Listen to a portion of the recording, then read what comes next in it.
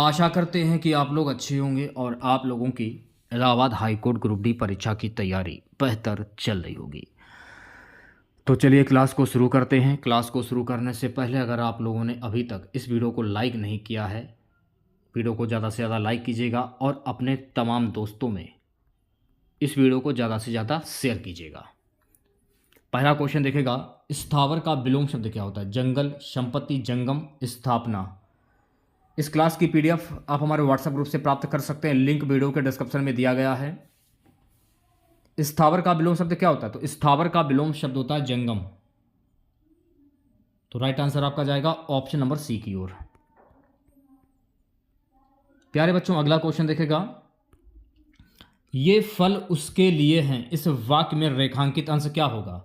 अन्य पुरुष एक वचन संप्रदान, मध्यम पुरुष बहुवचन कर्ता, मध्यम पुरुष एक वचन संप्रदान, उत्तम पुरुष एक वचन संप्रदान।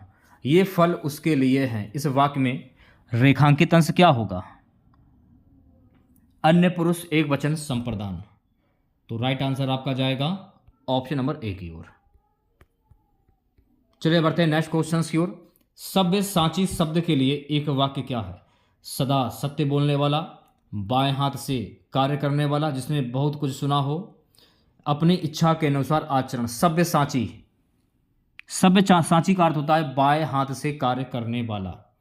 तो राइट आंसर आपका जाएगा ऑप्शन नंबर वी की ओर। अगला क्वेश्चन देखेगा, सियार का तत्सम शब्द क्या होता है? श्रृंगार, सियार, सियालक, श्रृंगाल। तो मैंने आपको क्या बताया था कि ऐसे शब्द जो संस्कृत भाषा से उत्पन्न हुए हों वो तत्सम शब्द कहलाते हैं। जब आप सियार को संस्कृत में कन्वर्ट करेंगे तो सियार का संस्कृत में कन्वर्ट करने पर इसका तत्सम शब्द क्या होगा? सियार को आप संस्कृत में श्रृंगाल कहते हैं, तो इसका तत्सम शब्द हो जाएगा श्रृंगाल। तो राइट आंसर आपका जाएगा ऑप्शन नंबर डी की ओर। प्यारे बच्चों, अगला क्वेश्चन देखेगा, इनमें से किस वाक्य में पूर्वकालिक क्रिया का प्रयोग हुआ है? किस वाक्य में पूर्वकालिक का प्रयोग हुआ है? अब जैसे कि ठोकर लगते ही लड़का बेहोश हो गया, इसमें तो करंट का प्रयोग हो रहा है, ये तो गलत हो जाएगा। विद्यार्थी पढ़ेंगे, जब विद्यार्थी पढ़ेंगे तो ही तो पास होंगे, जाहिर सी बात है, तो इसमें ये भी गलत हो जाएगा। अध्यापक बच्चों को प्रतिदिन हिंदी पढ़ाता है, अध्यापक बच्चों को प्रतिदिन हिंदी पढ़ा, ये भी गलत हो जाएगा। श्याम दूध पीकर घूमने जाता है, ये आपका करेक्ट आंसर हो जाएगा। इसमें जो है पूर्वकालिक क्रिया का प्रयोग है, क्योंकि श्याम ने दूध पिया है, दूध पीने के बाद ही वो घूमने के लिए जा रहा है, जाहिर सी बात है, दूध पीने के बाद ही वो घूमने के लिए जा, क्योंकि दूध जो है वो पहले ही पी चुका है, यानी कि पूर्व में पी चुका है, इसलिए यहां पर आपका पूर्वकालिक क्रिया का प्रयोग हो रहा है। तो राइट आंसर आपका जाएगा ऑप्शन नंबर सी की ओर। ठीक है, नेक्स्ट क्वेश्चन देखेगा। प्यारे बच्चों, अगला प्रश्न हमारा है कि विध्वंस का विपरीत अर्थक शब्द क्या होता है? बनावट, बुनाई, निर्माण या निर्माण। विध्वंस का विपरीत अर्थक शब्द क्या होता है? तो विध्वंस का विपरीत अर्थक शब्द होता है निर्माण। तो राइट आंसर की अगर मैं बात करूं तो राइट आंसर आपका जाएगा ऑप्शन नंबर डी की ओर। गजानन, गजानन में कौन सा समास होगा? द्वंद्व समास, बहुपर्याय समास, तत्पुरुष समास या कर्मधारय समास। अब मैंने आपको क्या बताया कि जब किसी वाक्य में किसी प्रसिद्ध व्यक्ति या भगवान के नाम आ जाए तो वहां पर आपका बहुपर्याय समास होता है। तो गजानन में कौन सा समास होता है? गजानन का जब आप समास विग्रह करेंगे तो गजानन का अर्थ हुआ गज प्लस आनन, अर्थात गज के समान आनन मुख वाला, अर्थात गणे। तो मैंने आपको क्या बताया कि जब किसी वाक्य में किसी प्रसिद्ध व्यक्ति या भगवान के नाम आ जाए तो वहां पर आपका बहुप्रिय समास होता है। ये मैंने आपको कई बार बताया, शायद आपको याद हो, अगर ना याद हो तो आप इसे याद कर लीजिए। तो गणेश की संज्ञा जो भगवान से की गई है, तो राइट आंसर आपका जाएगा ऑप्शन नंबर वी की ओर। चलिए बढ़ते हैं नेक्स्ट क्वेश्चन की ओर। अगला क्वेश्चन देखेगा, उत्तरदायी में कौन सा समास है? इंपॉर्टेंट क्वेश्चन है, 5 स्टार लगा लीजिए। उत्तरदायी में कौन सा समास होगा? अव्ययभाव समास, तत्पुरुष समास, द्वंद्व समास या कर्मधारय समास। उत्तर अलग है, दाई अलग है, दोनों को जोड़ दिया गया, नया शब्द क्या बना? उत्तरदायी। उत्तर का दाई, ये भी कर सकते हैं, कर्ता ने कर्म को का, ऐसे भी कर सकते हैं आप लोग। तो राइट आंसर आपका जाएगा ऑप्शन नंबर, यहां हो जाएगा तत्पुरुष समास। ठीक है, नवा क्वेश्चन देखिएगा, निम्नलिखित में से कौन सा शब्द तत्सम है? शोले, शोभन, सोता या सोना।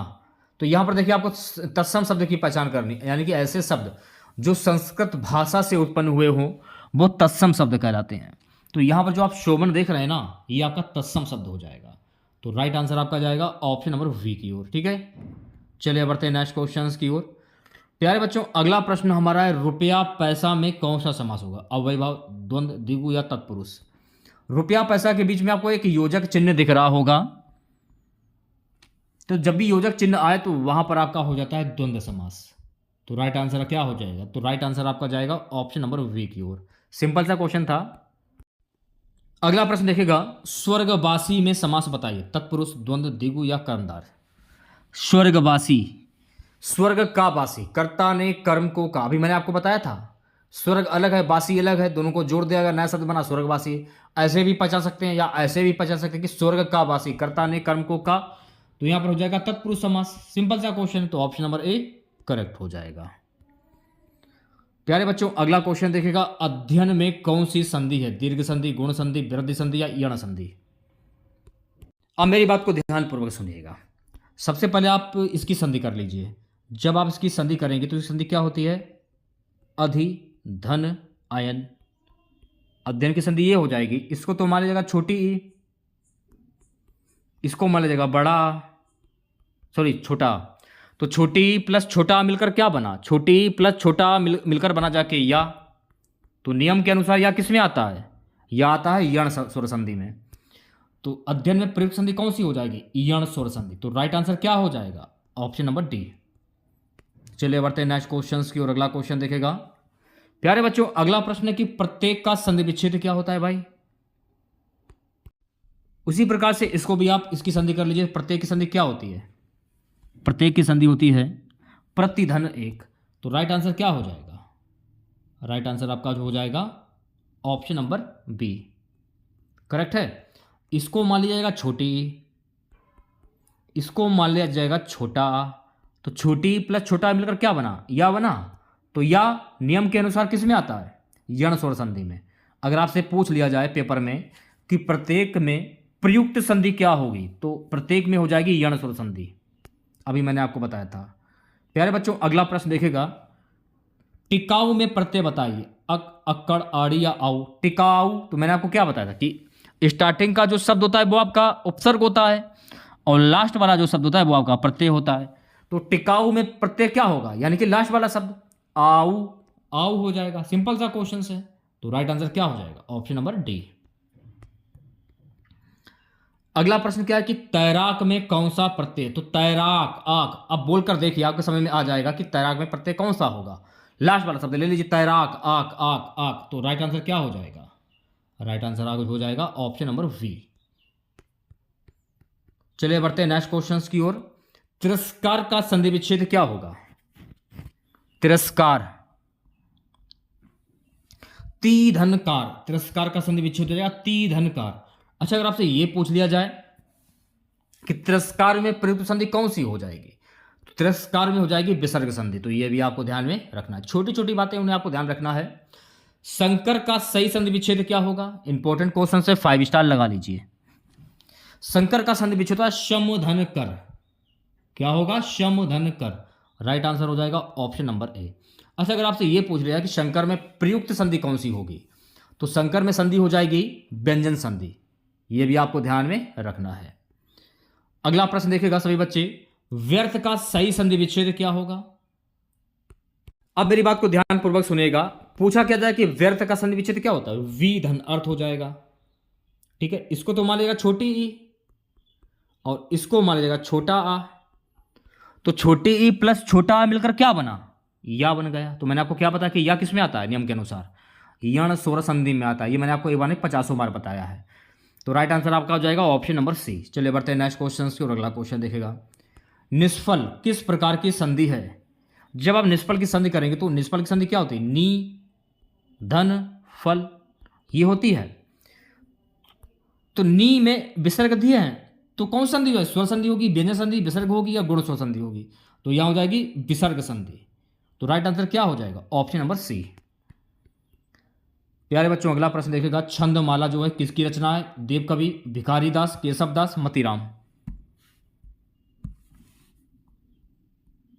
छंदमाला किसकी रचना? तो छंदमाला जो है ना, ये केशव दास की रचना है।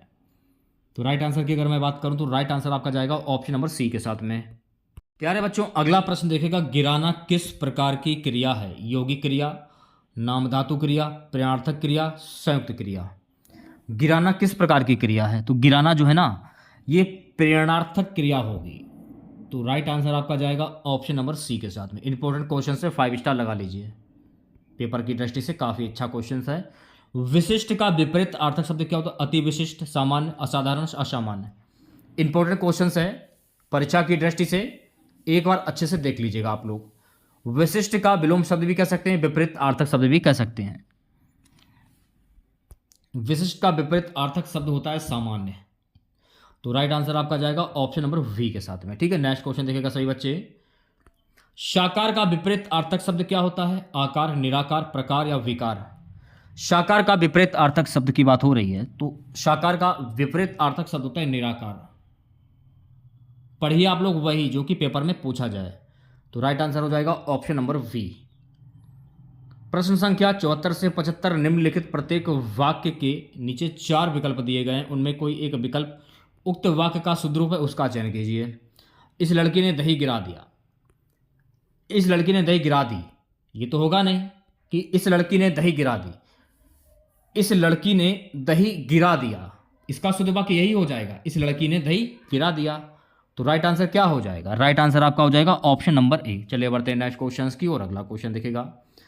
अगला प्रश्न क्या है? आंसू से आंचल भीग गई। आप कहेंगे क्या कि आंसुओं से आंचल भीग गया, आंसू से आंचल भीग गई, क्या कहेंगे आप? आंसुओं से आंचल भीग गया, यही कहेंगे ना आप लोग, ये इसका शुद्ध वाक्य हो जाएगा। तो राइट आंसर क्या हो जाएगा? Option number A. इसमें ना कोई ट्रिक का प्रयोग होगा, ना कोई इसकी परिभाषा है। इसे पढ़िए, दिमाग थोड़ा सा लगाइए और आंसर टिक कीजिए आप। भविष्य में होने वाला के लिए एक शब्द क्या होता है? भावी, भविष्यवक्ता, अतीत, पुरातन। भविष्य में होने वाला के लिए एक शब्द क्या होता है? तो भविष्य में होने वाला के लिए एक शब्द होता है भावी। तो राइट आंसर क्या हो जाएगा? तो राइट आंसर आपका जाएगा ऑप्शन नंबर ए के साथ में। लाइक कर दीजिए आप लोग वीडियो को, यार क्या कर रहे हो, वीडियो को लाइक नहीं करते हो। चलिए बढ़ते हैं नेक्स्ट क्वेश्चन की ओर। प्यारे बच्चों अगला प्रश्न देखेगा, निम्नलिखित में से कौन गणेश का पर्यायवाची शब्द नहीं है? गजानन, विघ्नेश, विनायक, गोविंद। अब देखिए, गजानन भी गणेश का पर्यायवाची शब्द है, विघ्नेश भी जो है गणेश का पर्यायवाची शब्द है, विनायक भी गणेश का पर्यायवाची, लेकिन गोविंद जो है ना, ये कृष्ण का पर्यायवाची शब्द है, ना कि गणेश का। इसलिए इसका प्रश्न का जो सही जवाब हो जाएगा option number D. Next question देखेगा सभी बच्चे, प्रश्न को ध्यानपूर्वक समझिएगा। जब वह गाता है तब सभी शांत रहते हैं। इस वाक्य में जब वह गाता है क्या? संज्ञा उपवाक्य, विशेषण उपवाक्य, क्रिया विशेषण उपवाक्य, इनमें से कोई नहीं। पहले प्रश्न को ध्यानपूर्वक पढ़िए, तभी आपके समझ में आएगा। अब जब वह गाता है, ये तो क्रिया हो गई, तब सभी शांत रहते हैं यानी विशेषण उपवाक्य। तो क्रिया और विशेषण का प्रयोग हुआ ना, तो क्रिया विशेषण उपवाक्य हो जाएगा। तो राइट आंसर क्या हो जाएगा? तो राइट आंसर आपका जाएगा सी ऑप्शन के साथ में। स्वावलंबी होना किस मुहावरे का अर्थ है? अपने पैरों पर खड़ा होना, अपने पैरों पर कुल्हाड़ी मारना, आसन डोलना, अपना उल्लू सीधा करना। स्वावलंबी होना, अपने पैरों पर खड़ा होना, ये स्वावलंबी होना इस मुहावरे का अर्थ हो जाएगा।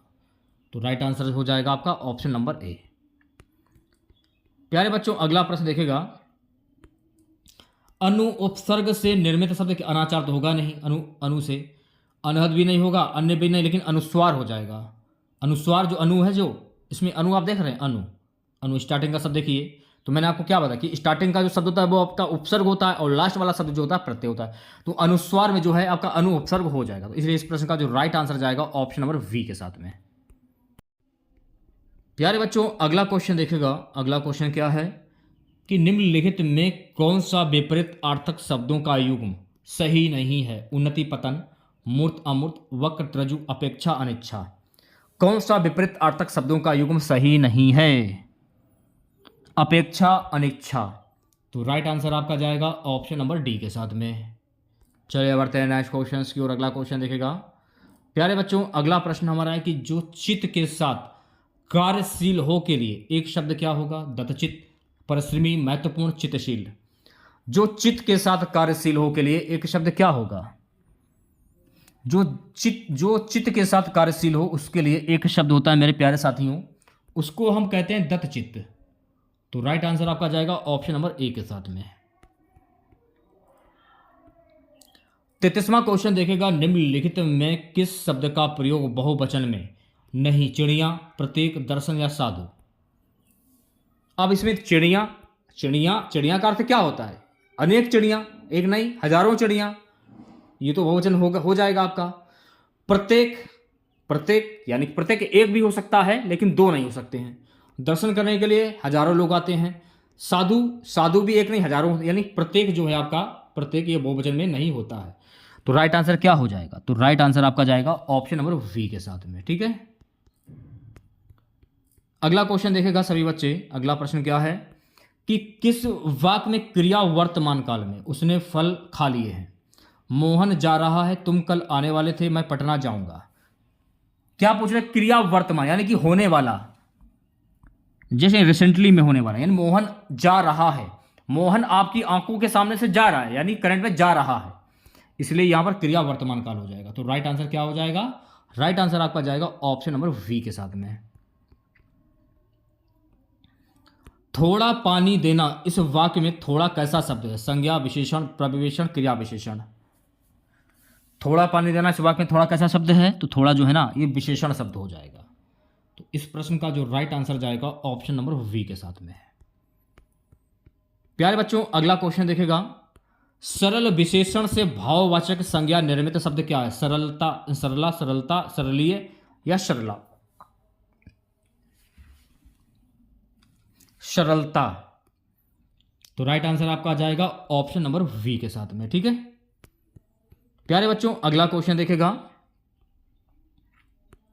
किसी भाषा के बोलने तथा लिखने के नियमों की व्यवस्थित पद्धति क्या कहलाती है? वाक्य विचार, व्याकरण, साहित्य, परिष्करण। किसी भाषा के बोलने तथा लिखने के नियमों की व्यवस्थित पद्धति क्या कहलाती है? तो मेरे प्यारे साथियों, ये जो पद्धति है, ये पद्धति कहलाती है व्याकरण। तो राइट आंसर आपका जाएगा ऑप्शन नंबर वी के साथ में। अगला क्वेश्चन देखेगा सभी बच्चे, गगनाचल। गगनाचल में कौन सा समास प्रयुक्त है? तत्पुरुष समास, कर्मधारय समास, अवयव समास या बहुप्रिय समास। गगनाचल, गगन को चूमने वाला भी कह सकते हैं आप लोग। तो राइट आंसर की बात करूं तो जब भी हो कर्ता ने कर्म को, गगन को चूमने वाला, को कर्ता ने कर्म को का, तो मैंने आपको बताया था जब भी ऐसा हो तो राइट आंसर आप करिए तत्पुरुष समास पर टिक। तो ऑप्शन नंबर ए करेक्ट हो जाएगा। प्यारे बच्चों, अगला क्वेश्चन देखेगा, निम्न में कौन संयुक्त स्वर का उदाहरण नहीं है? सबसे पहले आप संयुक्त स्वर के बारे में जान लीजिए। संयुक्त स्वर कौन कौन से होते हैं? जैसे कि ए हो गया, ए हो गया, ओ हो गया, ओ,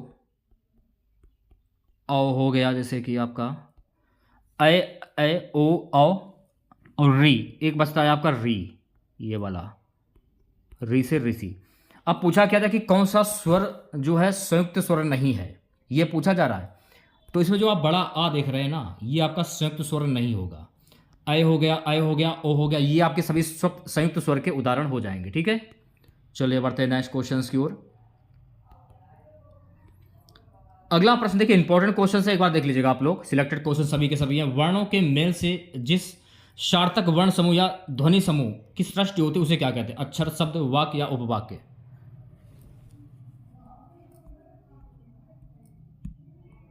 उसे हम कहते हैं शब्द। तो राइट आंसर आपका जाएगा ऑप्शन नंबर बी के साथ में। ठीक है, देखिएगा सभी बच्चे, प्यारे बच्चों, अगला प्रश्न हमारा है, इनमें से कौन सा शब्द शुद्ध वर्तनी वाला? तो देखिए यहां पर आपको शुद्ध वर्तनी की पहचान करनी है। इसके लिए ना कोई परिभाषा होती है, ना कोई नियम होता है, बस आपको शुद्ध वर्तनी की प्रैक्टिस करनी है। पारगमय, ये आपकी शुद्ध वर्तनी हो जाएगी। तो राइट आंसर आपका जाएगा ऑप्शन नंबर ए के साथ में। चलिए बढ़ते हैं नेक्स्ट क्वेश्चन की ओर। अगला क्वेश्चन देखिएगा सभी बच्चे, हिंदी भाषा का कौन सा रूप मानक हिंदी के रूप में स्वीकार किया गया है? पूर्वी हिंदी, पहाड़ी हिंदी, खड़ी बोली या पश्चिमी हिंदी? ध्यानपूर्वक क्वेश्चन को पढ़े। क्या बोला कि हिंदी भाषा का कौन सा रूप मानक हिंदी के रूप में स्वीकार किया गया है? खड़ी बोली के रूप में। तो राइट आंसर की अगर मैं बात करूं तो राइट आंसर आपका जाएगा ऑप्शन नंबर सी के साथ में। ठीक है, नेक्स्ट क्वेश्चन देखिएगा सभी बच्चे। प्यारे बच्चों, अगला प्रश्न हमारा है, आलोचना का पर्यायवाची शब्द क्या होता है? सुलोचना, विवाद, समीक्षा, वाद्यता। आलोचना का पर्यायवाची शब्द क्या होता है? तो आलोचना का पर्यायवाची शब्द होता है समीक्षा। तो राइट आंसर की अगर मैं बात करूं तो राइट आंसर आपका जाएगा ऑप्शन नंबर सी के साथ में। नेक्स्ट क्वेश्चन देखेगा, कुश की नोक सी तीखी बुद्धि को क्या कहते हैं? विद्वान, कुश, कुशाग्र बुद्धि या मन बुद्धि? प्रश्न को पढ़िए पहले आप लोग, फिर थोड़ा सा दिमाग लगाइए। कुश की नोक सी तीखी बुद्धि, इसे कहते हैं कुशाग्र बुद्धि। तो राइट आंसर जाएगा ऑप्शन नंबर सी के साथ में। नेक्स्ट क्वेश्चन देखेगा सभी बच्चे, शुद्ध आत्मा का मनुष्य क्या कहलाता है? पवित्र, दार्शनिक, कृतात्मा, शुद्धोधन। शुद्ध आत्मा का मनुष्य क्या कहलाता है? इंपॉर्टेंट क्वेश्चन से 5 स्टार लगा लीजिए। राइट आंसर जाएगा ऑप्शन नंबर डी के साथ में, शुद्धोधन उसे हम कहते हैं। 40वां क्वेश्चन क्या है? अभिजात्य का विलोम शब्द क्या होता है? कुलीन, सामान्य, अकुलीन, वंचित। अभिजात्य का विलोम शब्द क्या होता है? यानी कि इसका उल्टा, इसका अपोजिट। अभिजात्य का विलोम शब्द होता है अकुलीन, कह सकते हैं इसे आप। तो राइट आंसर आपका जाएगा ऑप्शन नंबर सी के साथ में। अतिवृष्टि, अतिवृष्टि का विलोम शब्द क्या होता है? अनावृष्टि, अकाल, तूफान या वर्षा? तो अतिवृष्टि का विलोम शब्द होता है अनावृष्टि। तो इस प्रश्न का जो राइट आंसर जाएगा ऑप्शन नंबर ए के साथ में। अगला क्वेश्चन क्या? अभिशंसा में कौन सा उपसर्ग है? अपि, अभि, अब या अनु? स्टार्टिंग का शब्द देखिए, अभिशंसा। अभिशंसा में उपसर्ग क्या होगा? अभी हो जाएगा। सिंपल सा क्वेश्चन है, आंसर क्या हो जाएगा? Option number B. अगला प्रश्न देखिएगा सही बच्चे, अवलोकन में प्रयुक्त उपसर्ग क्या होगा? ये होगा, ये होगा या ये होगा? अवलोकन, अवलोकन में हो जाएगा अब। स्टार्टिंग का शब्द देखिए, अब दिया है, तो राइट आंसर हो जाएगा ऑप्शन नंबर वी। आज की क्लास का आखिरी प्रश्न रहेगा, निर्विवाद का संधि विच्छेद क्या होगा? निर्विवाद का, नि धन विवाद। जब आप इसकी संधि करें तो संधि इसकी ये हो जाएगी, नि धन विवाद। तो राइट आंसर क्या हो जाएगा? Option number A. अच्छा, अगर आपसे ये पूछ लिया निर्विवाद में प्रयुक्त संधि कौन सी होगी, तो यहाँ हो जाएगी विसर्ग संधि। तो ये भी आपको ध्यान में रखना है।